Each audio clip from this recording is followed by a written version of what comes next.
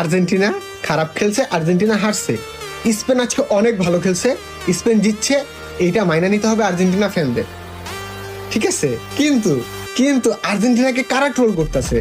যারা round of 16-এ বাদ হয়ে গেছে, যাদের 2026 ওয়ার্ল্ড কাপের কোয়ার্টার ফাইনাল খেলার যোগ্যতাটা ছিল না, তারা ট্রোল করতেছে 2026 ওয়ার্ল্ড কাপের রানার্স আপ হওয়া দলকে। মানে যাদের কাপের চাইতে বাপ বেশি, তারা ট্রোল করতেছে লাস্ট 4 বিশ্বকাপের 3 বিশ্বকাপের ফাইনাল খেলা 2022-এর ওয়ার্ল্ড চ্যাম্পিয়নকে।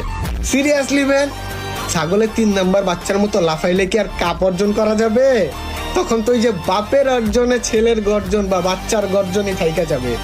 বাচ্চার গর্জনে তো লাভ নাই, বাপ তো বাসায় না কাপ দেওয়া যাবে না।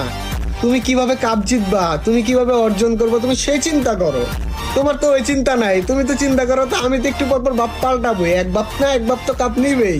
আরে বলা ভাই, কি একটা অবস্থা!